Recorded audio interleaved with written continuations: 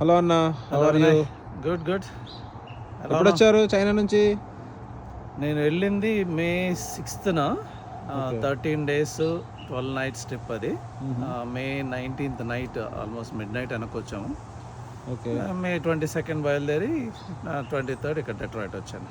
Okay. అంటే ఇది first టైమా మీరు చైనాకి వెళ్ళింది? First time. ఎలా వెరీ అనిపించింది ఫస్ట్ టైం. చైనా? ఇది అంటే మేము క్యాజువల్గా వినటమే తప్ప మాకు చూసొచ్చిన వాళ్ళు ఎవరు తక్కువ. అందరం అదే, నా పరిస్థితి కూడా అంతే. ఇంకా మీరన్నా నువ్వు అప్పుడప్పుడు కొంతమంది నాకు అన్వేష్ పోస్ట్ చేసిన వీడియోల గురించి చెప్పారు. చైనా గురించి తను పోస్ట్ చేసిన తర్వాత అవును. ఇండియాలో అప్రిషియేట్ చేసిన వాళ్ళు ఉన్నారు, చాలా బ్యాక్లాష్ కూడా వచ్చిందని. మ్మ్. నేను ఒక్క వీడియోనే ఏదో చూశాను అన్వేష్, అంతే, పెద్దగా చూడలేదు. బట్ నిజంగా ఇది నాకైతే కనువిప్పు కలిగించింది నాకు ఈ ట్రిప్. నేను వేరే దేశాలు వెళ్ళాను, యూరోప్ చాలా వరకు చూశాను, ఇజ్రాయెల్ 2 సార్లు వెళ్ళాను. ఓకే. నేను ఇజ్రాయెల్ వెళ్ళినప్పుడే సాంకేతికంగా, టెక్నాలజికల్గా, సెక్యూరిటీ వైజ్గా, మిలిటరీ వైజ్గా వాళ్ళు చాలా గొప్ప దేశంగా నేను చదివాను, విన్నాను, చూశాను కూడా. మ్మ్. కానీ చైనా వెళ్ళిన తర్వాత అసలు టోటల్ పర్స్పెక్టివ్ మారిపోయింది ఆ కంట్రీ మీద. ఓకే. సో మనకి తెలిసింది చాలా కొంచెము, మనకి మీడియా ద్వారా మనకి తెలిసే చాలా కొంచెము అని నాకు అర్థమైంది. లేదా తప్పుడు ప్రాపగాండా ద్వారా మనకి కలిగించే అభిప్రాయం అవును. కొంచెం వాళ్ళ మీద ఒక దురభిప్రాయం వచ్చేలాగా మనం మీడియా కథనాలు బట్టి మనం తెలుసుకున్నాం. కానీ అక్కడికి వెళ్ళిన తర్వాత నా అనుభవం అయితే పూర్తిగా భిన్నంగా ఉంది. నాకు ఆ దేశం అంటే చాలా ప్రీతి పెరిగింది చెప్పాలంటే. మా పెద్ద అబ్బాయి విజయ్, మ్మ్. వాడు స్టూడెంట్గా హై స్కూల్ లాస్ట్ ఇయర్లో వెళ్ళాడు. వాడు Okay. ఇది 5-6 years బ్యాక్. వాడు వెళ్ళొచ్చిన తర్వాత నేను అడల్ట్గా సెటిల్ అయితే ఐ వాంట్ సెటిల్ ఇన్, నేను చైనాలోనే సెటిల్ అవ్వాలన్నప్పుడు ఆడేదో తిండి గురించి, తిండి ప్రియుడు కాబట్టి అలా చెప్తున్నాడు. వాడు అక్కడికి వెళ్ళినప్పుడు కప్పలు, పాములు, తేళ్ళు ఇలాంటివన్నీ కూడా తిన్నాడు వాడు. ఓకే. సో వాడు తిండి ప్రియుడు కాబట్టి అలా చెప్పాడేమో అనుకున్నా. కానీ నేను అక్కడ నుంచి చైనా నుంచి అలాగే వచ్చిన తర్వాత వాడితో షేర్ చేసుకున్న తర్వాత this is the exact reason why I wanted to settle in China అన్నాడు, which I 100% agree with him. అంటే ఇప్పుడు మీరు చైనాకి పోయి ఇన్ని విషయాలు తెలుసుకున్నారు కదా, మీరు బాగా తెలుసుకున్న తేడా ఏంటి? మనకు భారతదేశానికి ఉన్న చైనాకు పక్కనే ఉంటుంది. మొదటగా Basic గా భారతదేశం neighbours కదా మన వాళ్ళు. కరెక్ట్. మా 2 ఏషియన్ కంట్రీస్, కానీ ఉత్తర ధ్రువం, దక్షిణ ధ్రువం ఇద్దరం 2 దేశాలు కూడా చెప్పాలని నార్దర్న్ హెమిస్ఫియర్లోనే ఉన్నాయి. ఓకే. కానీ కింద సౌత్ ఆఫ్రికాకి, పైన యూరోప్కి ఎంత తేడా ఉందో స్టాండర్డ్స్లో కానీ, లివింగ్లో కానీ, పీపుల్లో కానీ మనకి చైనాకి అంత ఉందని చెప్పక తప్పదు. మనం భారతీయులు అయినా కూడా అన్వేష్ నగ్న సత్యాలే చెప్పాడు చెప్పాలంటే. వాళ్ళు కేవలం దేశం వైశాల్యం మాత్రమే పెద్దది కాదు, కానీ వాళ్ళు అన్నిట్లో కూడా విశాల దృక్పథం కలిగి ఉన్నారని నాకు అర్థమైంది. ఓ పక్క సాంకేతికంగా వాళ్ళు అన్ని దేశాల కన్నా ముందున్నారు. అది మనం చూడగానే చెప్పగలం ఆ దేశంలో జరిగేది. సాంకేతికంగానే కాదు, వాళ్ళకి చరిత్ర కూడా ఎంతో గొప్పది, చాలా పెద్ద చరిత్ర ఉంది. మేము ఒక నగరానికి వెళ్ళాము, షియాన్ అని. అది 11-14 రాజ్యాలకు అది రాజధానిగా ఉండింది. సో గొప్ప ఘన చరిత్ర కలిగి ఉన్నారు వాళ్ళు. అలాగే మన రక్షణ రంగంలో కానీ, మిగతా కంట్రీ సెక్యూరిటీ వైజ్గా చూస్తే కానీ, ప్రజల వేషధారణ నాకు బాగా ఇంప్రెస్ అయింది. ఏంటంటే వెస్టర్న్ కల్చర్ లేదు ఎక్కువ. పాశ్చాత్య పోకడలు, దీని ప్రభావం, అమెరికా ప్రభావం ఇండియా మీద విపరీతంగా ఉంది. ఒకటి ఈ టీవీ, అలాగే సోషల్ మీడియా, ఈ సామాజిక మాధ్యమాల ద్వారా ప్రభావం, అలాగే విరివిగా జనాలు రాకపోకలు, అయితే విస్తారమైన ధనం ఫ్లో, వీటన్నిటి వల్ల ఇండియాలో ఆ ప్రభావం భయంకరంగా ఉంది. అంటే పులిని చూసి నక్కవాత పెట్టుకున్నట్టు ఇక్కడ ఒక ఇంతలు చేస్తుంటే మన వాళ్ళు 4-5 ఇంతలు చేసే ఇది ఉంది. మేము తిరిగిన 5 నగరాలు వెళ్ళాము. బీజింగ్తో మొదలుపెట్టి షాంఘైతో ముగించాం. మధ్యలో షియాన్ అని హిస్టారికల్ నగరం ఒకటి, షాంగ్జియాజీ అని ఒక బ్యూటిఫుల్ సీనిక్ ప్లేస్ ఒకటి అది. ఆ తర్వాత గులిన్ అని మధ్యస్థంగా, అది కూడా సీనిక్కే, బట్ ఒక మిడిల్ టౌన్. ఈ 5 ప్రాంతాల్లో అంటే చాలా డెవలప్. అల్ట్రా మెట్రోపాలిటన్ నుంచి రెగ్యులర్ మెట్రో దగ్గర నుంచి సాధారణ నగరాల వరకు ఈ 5 కవర్ అవుతాయి. ఎక్కడ తీసుకున్నా కూడా నేను గమనించినంత వరకు, నా కంటికి కనపడినంత వరకు అటు పురుషులు కానీ స్త్రీలు కానీ బాయ్స్ అండ్ గర్ల్స్ యవనస్తులు కానీ పెద్దవాళ్ళు కానీ వాళ్ళ వేషధారణ ఎంత మోడెస్ట్ డ్రెస్సింగ్ అంటే ఇప్పుడు మనకి ఇక్కడ అమెరికాలో మనకి సమ్మర్ వచ్చిందంటే అదొక అటైర్ లాగా ప్రతి ఒక్కడు షార్ట్స్ వేసుకోవటం, హాఫ్ స్లీవ్స్ వేసుకోవటం, అదొక డ్రెస్ కోడ్. అది డ్రెస్ కోడ్ మీరితే మనల్ని ఏదో విచిత్రంగా చూస్తారు. As if this is the prescribed dress code for this season. నువ్వు ఫాల్ వచ్చిందంటే ఈ డ్రెస్ కోడ్ వేసుకోవాలి. ఏషియాలో we don't care about that. All seasons మనకు నచ్చింది మనం వేసుకుంటాం. And whatever they are feeling modest అది వేసుకున్నారు. నాకైతే చాలా చాలా చాలా మంచిగా అనిపించింది. అంటే వాళ్ళ విలువల్ని కాపాడుకోవటం. ఇంకా ఉన్నాయి, చాలా ఉన్నాయి చెప్పాలంటే. ఓకే అండి, ఇంకా మీరు గమనించిన విశేషాలు ఏమున్నాయి చైనా నుంచి? చెప్తారు. ఓకే అన్న, మంచి అనుభవాలు షేర్ చేసుకున్నారు. అదేవిధంగా మీరు అక్కడికి వెళ్ళినాక రాజకీయ పరంగా మీకు ఏమైనా తేడా తెలిసిందా అన్న? ఇప్పుడు ఈ అమెరికాలో పాలిటిక్స్లో మీరు కొంచెం యాక్టివ్ ఉంటారు, మనకు తెలిసిందే. ఇండియా పాలిటిక్స్ అబ్జర్వ్ చేస్తూ ఉంటారు, రోజు వార్తలు చూస్తూ ఉంటారు, అప్డేట్ ఇస్తూ ఉంటారు. మీరు గమనించింది ఏదైనా రాజకీయ పరంగా? అంటే వాళ్ళందరూ ఒకటే పార్టీయా లేకుంటే? మనం చాలా వరకు అక్కడ తెలుసుకున్నది వాళ్ళు గైడ్స్ చెప్పిన వాళ్ళ అనుభవాల నుంచి వాళ్ళ దేశంలో జరుగుతున్నాయి. మనం ప్రత్యక్షంగా చూడకపోయినా ఎస్, అమెరికాని మనం ఇక్కడ ఫాలో అవుతాం చాలా క్లోజ్గా. రిపబ్లికన్ పార్టీ, డెమోక్రటిక్ పార్టీ, తర్వాత ఇండియాలో రాజకీయాలు మనం ఫాలో అవుతున్నాం. ప్రస్ఫుటంగా కనిపించింది ఏంటంటే, ఫర్ ఎగ్జాంపుల్ మనకి లోకల్ పార్టీసు ఈ ఫ్లెక్సీలు దేశం నుండి ఎక్కడ పడితే అక్కడ వాళ్ళ గురించిన ప్రాపగాండాలు, negativity or positivity about each party, దాని గురించి చాలా ప్రాపగాండాలు మనం వింటాం. సామాన్య ప్రజలకు అక్కడ రాజకీయం గురించి తెలియదు. మాకు ఒక గైడ్ చెప్పింది, మేము దాన్ని పట్టించుకోం, ఎందుకంటే there is nothing we can do, we can change anything, but we are happy about the system, whatever the existing system they are happy. I think అక్కడ లోకల్ పార్టీస్ లేవు, ఉన్నదల్లా మొత్తం దేశం మొత్తంగా చైనా కమ్యూనిస్ట్ పార్టీ. వాళ్ళు Mao Zedong తీసుకొచ్చిన సంస్కరణల్ని వాళ్ళు దేవుళ్ళగా భావించి ఆయన కొలుస్తున్నారు. మేము వెళ్ళాం, ఫస్ట్ డేనో సెకండ్ డేనో విజిట్ చేసాం మావో జెడాంగ్ గారి సమాధి, మౌజోలియం అవంతా కూడా. సో ఆయన్ని చాలా దైవంగా కొలుస్తారు. ఆయన తీసుకొచ్చిన సంస్కరణలు నెక్స్ట్ కమ్యూనిస్ట్ పార్టీ వీళ్ళందరూ కూడా వాటిని కొనసాగిస్తున్నారు. సో ఈ లోకల్ స్టేట్ వైజ్ పార్టీలు కానీ నేషనల్ వైడ్ వేరే పార్టీలు లేపటం వల్ల జరిగిన అడ్వాంటేజెస్ ఏంటంటే, డిసడ్వాంటేజెస్ మనకి పెద్దగా తెలియకపోవచ్చు. అడ్వాంటేజెస్ ఏంటంటే కరప్షన్. రేపు నేను ఈ పార్టీ పాలిటిక్స్లోకి వస్తే నేను ఈ చేస్తాను, నేను వస్తే ఇది చేస్తానని ప్రజల్ని ప్రభావితం చేసి పబ్బం గడుపుకునే రాజకీయ పార్టీలు అక్కడ లేవు. ప్రభుత్వం ఒకరికి ఫ్రీబీస్ ఇవ్వాల్సిన అవసరం లేదు, ఎందుకంటే సోలో పార్టీ. అనేక రాజకీయ పార్టీలు, అనేక వ్యవస్థలు ఉండటం వల్ల ఈవెన్ అమెరికాలో కూడా ఒకళ్ళు ఫ్రీబీస్ ఇస్తామంటారు, ఒకళ్ళు నో అంటారు. రిపబ్లికన్ పార్టీ ఏమో నువ్వు కష్టపడు సంపాదించుకో, క్యాపిటలిస్ట్ వ్యవస్థ. అదే డెమోక్రటిక్ పార్టీ వచ్చేటప్పటికి సోషలిజం ఎక్కువ. అంటే మనం సంపాదించి మనం ట్యాక్స్ కట్టిన డబ్బులు బయట నుంచి వచ్చే ఇల్లీగల్ ఇమిగ్రెంట్స్కి, లేకపోతే బార్డర్ ఈ బార్డర్ మనకు తెలుసు లాస్ట్ 4 ఏళ్ళు ఏం జరిగిందో.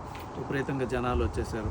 లేదంటే బయట ఎక్కడైనా యుద్ధాలు జరిగే చోట, లేకపోతే ఏదైనా హడావుడి జరిగే చోట ఆ దేశస్తులను ఇక్కడ తీసుకురావటం. అంటే వీళ్ళ ఓటు బ్యాంక్ని ఆ విధంగా పెంచుకున్నారు. It's not just humanitarian angle, దానికి ఇది ఒక ఓటు బ్యాంక్ పెంచుకునే రాజకీయాలు అన్నమాట. అలాంటి వాటికి తావులేదు ఆ దేశం. ఫ్రీబీస్ మనకి ఇండియాలో ఇచ్చినట్టుగా లేవు, అమెరికాలో ఇచ్చినట్టుగా కూడా లేవు. మేము అడిగాం, మీకు ఇట్లా ప్రభుత్వం నుంచి ఏమైనా వస్తాయంటే ఏమీ రావు. ఎవడి కాడు కష్టపడటం, సంపాదించుకోవడం. ప్రతి ఒక్కడు పని చేసుకుంటాడు అక్కడ. అందుకే అక్కడ నుంచి అంత ఉత్పాదకత, అంటే అంత ప్రొడక్షన్ మనం చూస్తున్నాం. ప్రపంచానికి మొత్తం సప్లై చేయగలిగే ప్రొడక్షన్ ఎందుకు ఉందని అంటే ప్రతి వాడు కష్టపడతాడు, పని చేసుకుంటాడు. మన ఇండియాలో లాగా బ్యాంకులో ఫ్రీగా వచ్చి పడే డబ్బులు ఉండవు, అమెరికాలో లాగా కూడా ఉండవు. అమెరికాలో సింగిల్ మామ్ అయితే ఎక్స్ట్రా ఇన్సెంటివ్స్. అంటే వ్యవస్థని ఎంత భ్రష్టు పట్టిస్తున్నారు అంటే డైవర్స్ రేట్లు పెంచడం, సింగిల్ మామ్స్ రేట్లు పెంచడం ఇండైరెక్ట్గా. అంటే నువ్వు ఇన్సెంటివ్స్ ఇస్తున్నారు అనగానే సమాజం విచ్ఛిన్నకర పరిస్థితులు రాజకీయ పార్టీలు, ప్రభుత్వాలు కల్పిస్తున్నాయి. అవన్నీ లేవని నాకు అర్థమైంది.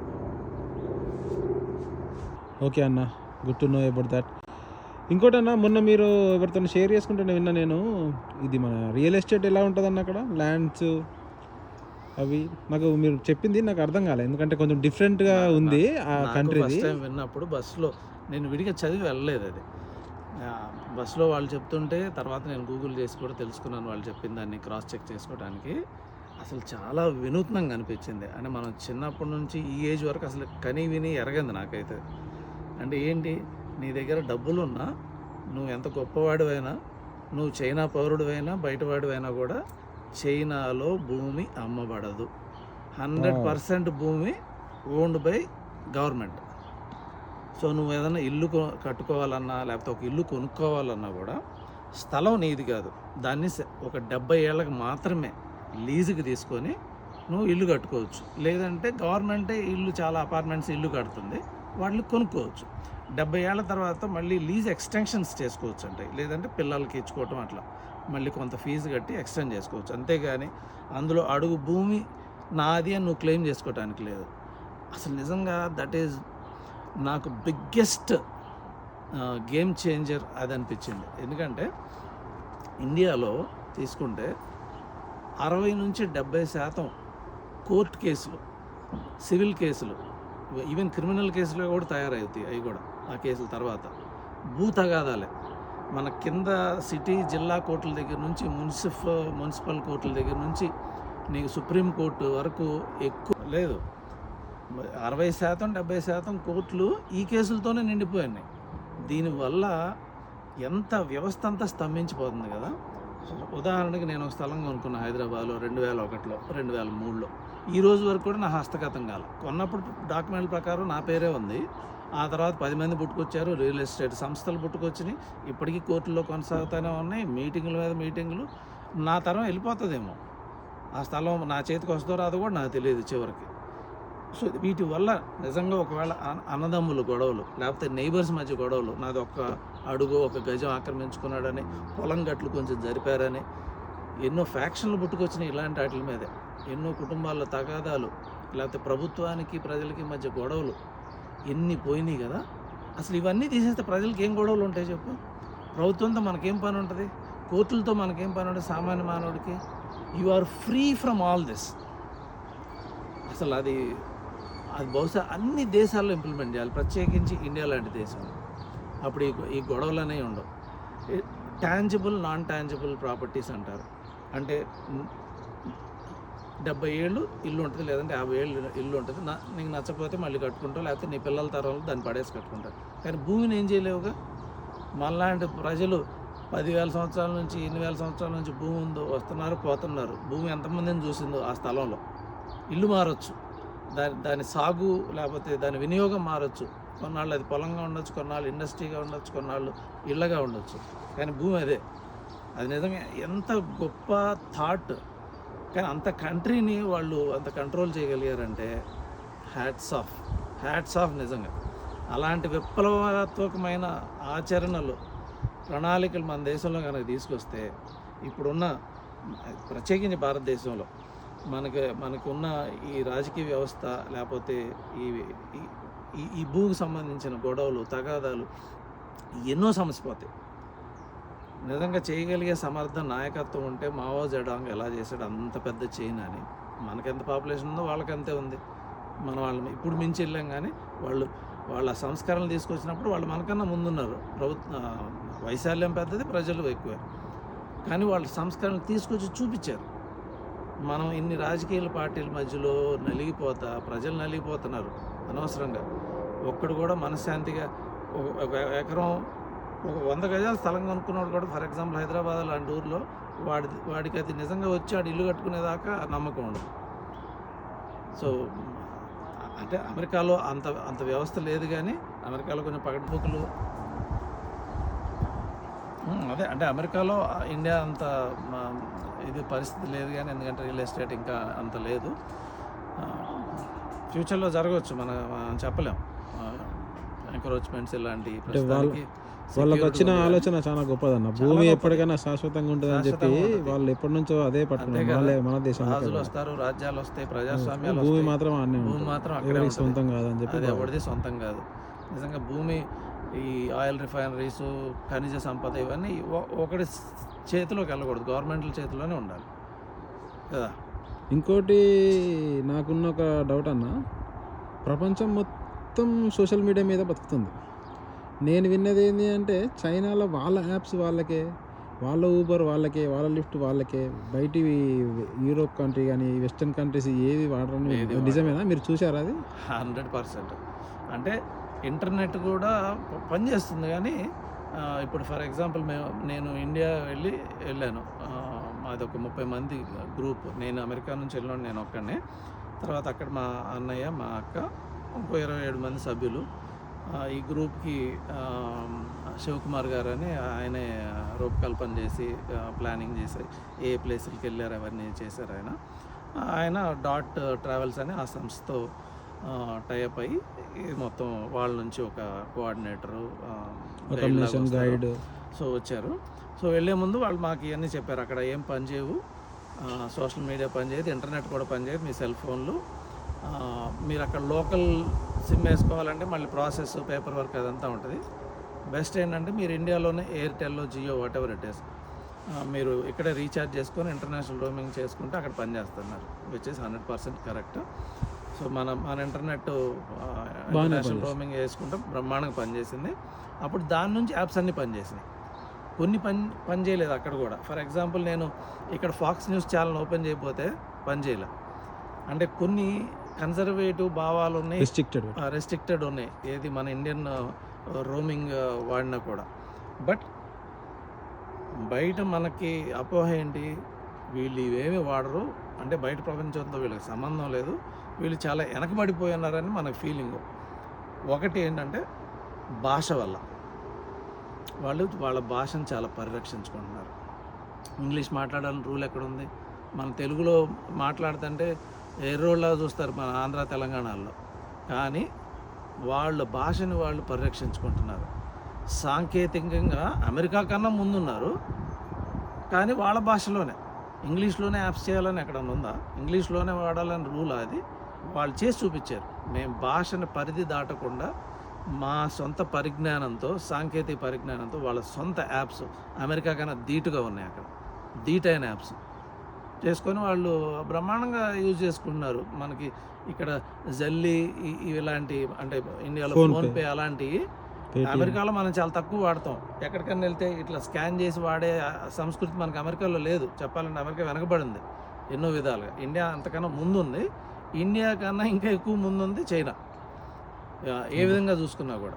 దీనివల్ల ఒకటి జరిగింది ఏంటంటే వాళ్ళకి అమెరికాకి చైనా మీద ఉన్న డిపెండెన్సీ, అమెరికాకి ఇండియా మీద ఉన్న డిపెండెన్సీ ఏది వస్తువులకి, అలాగే ఇండియాకేమో అమెరికా మీద డిపెండెన్సీ ఉంది. దేనికి? డబ్బు. అమెరికా డబ్బు ఇండియాకి కావాలి, ఇండియాలో తయారీ అమెరికా వాడికి కావాలి. చైనాకి అది లేదు. వాళ్ళు సెల్ఫ్ రిలయంట్, వాళ్ళ సొంత సాంకేతిక పరిజ్ఞానం ఉంది, వేరే వాళ్ళ మీద ఆధారపడాల్సిన పని లేదు, వాళ్ళు భాషను పరిరక్షించుకుంటున్నారు, అన్నిటికన్నా ముఖ్యంగా వాళ్ళ జాతిని సంరక్షించుకుంటున్నారు. ఏది? ఈ పాశ్చాత్య పోకళ్ళు ఇలాంటి వాటికి దూరంగా బ్రతుకుతూ వాళ్ళు, చెప్పాను కదా ఇందాక డ్రెస్సింగ్ సెన్స్ గురించి, అలాగే వెస్ట్రన్ కల్చర్, వెస్ట్ ఒక ఎఫెక్ట్ ఆ ప్రజల మీద పడకుండా చూసుకున్నారు.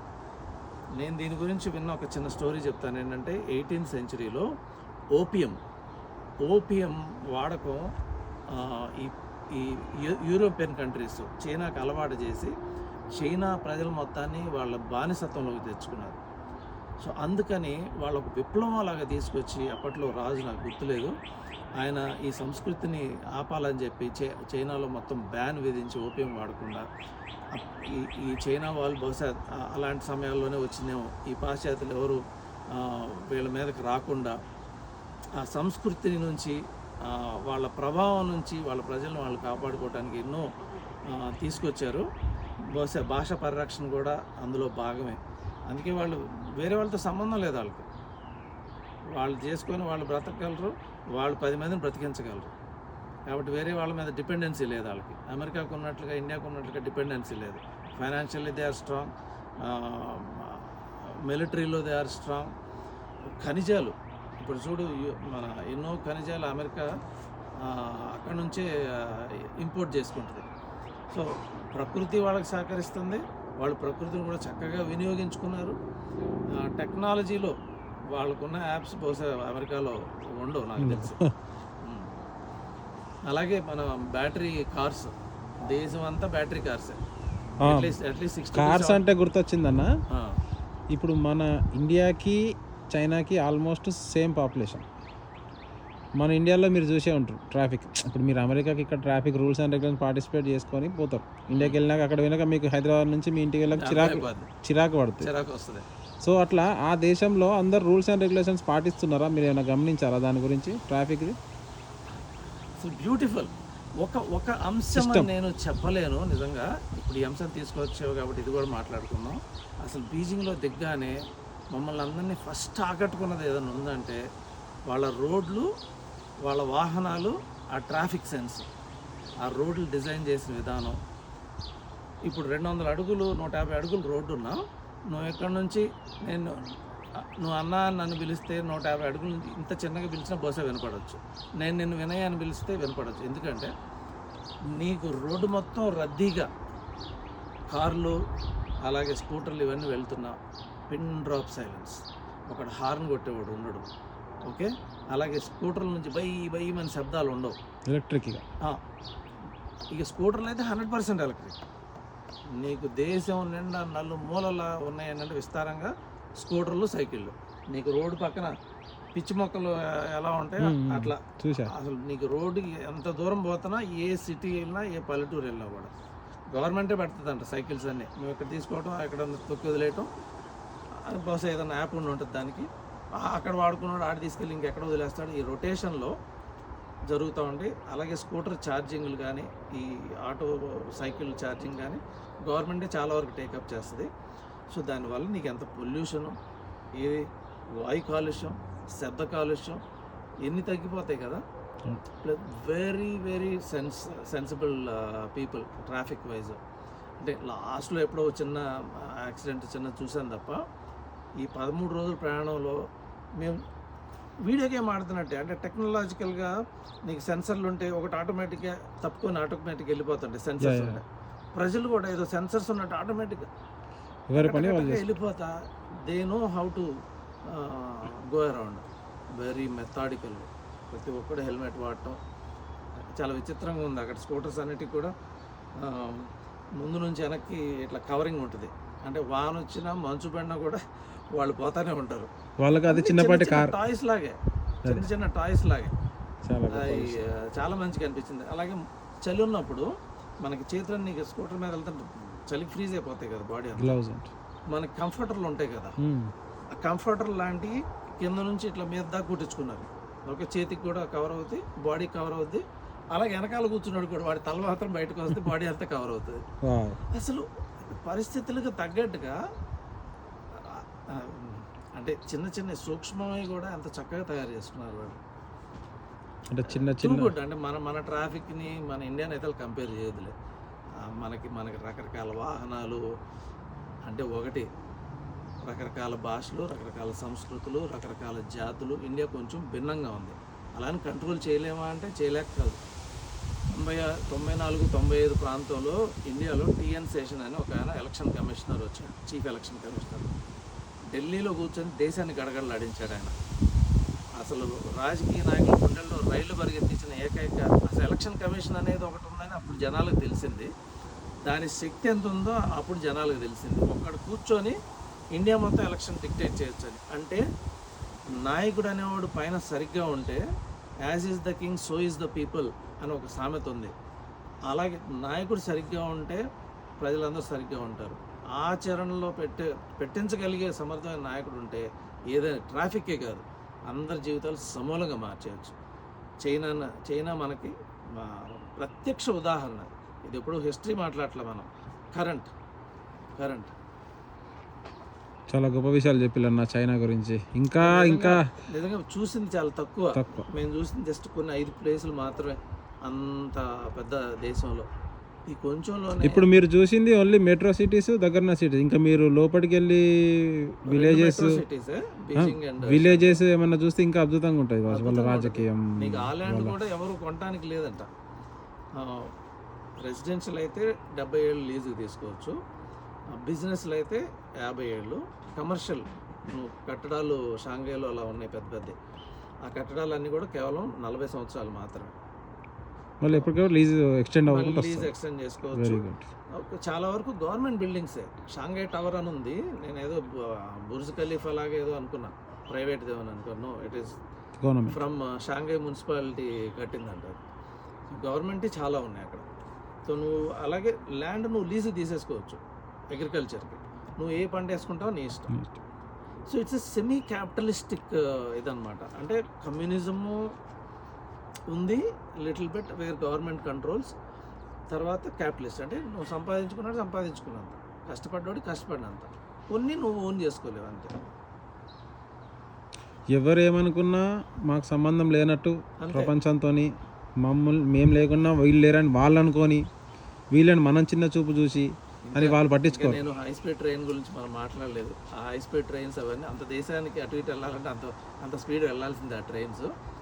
ఏంటంటే ఒక్కొక్క railway station, high speed railway station మేము వెళ్ళింది 25-26 ప్లాట్ఫామ్లు.